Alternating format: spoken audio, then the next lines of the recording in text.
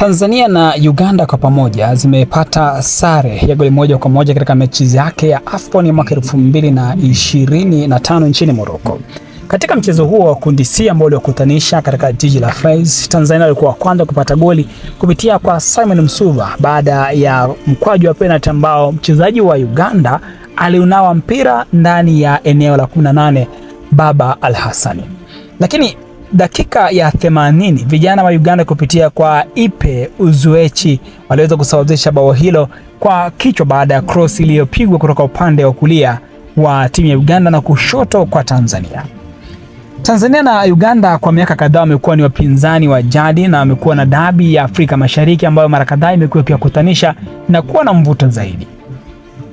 Hata hivyo, takwimu zinambeba zaidi Uganda akiwa ameshinda mara nyingi zaidi mechi zake dhidi ya Tanzania, lakini katika fainali za AFCON Tanzania kwa mara nyingine tena ameshindwa kupata alama 3 muhimu katika mchezo mwingine ambao ulitarajiwa kwamba pengine angeweza kupata alama 3.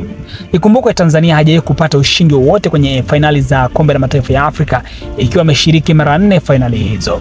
Uganda matokeo yake bora zaidi ni mwaka 1978 ambako timu hiyo iliweza kucheza fainali ya michuano ya Kombe la Mataifa ya Afrika na kupoteza katika fainali dhidi ya timu ya taifa ya Ghana.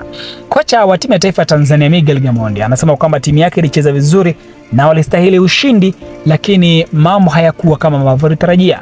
Kwa upande wa Poputi wa Uganda, yeye anasema pia wamepata matokeo ambayo hawakuyatarajia na kuyataka. Walivyocheza walistahili matokeo bora zaidi. Uliutizama kwa namna gani mchezo huo na unaona matumaini gani kwa timu zote mbili katika mechi zake za mwisho?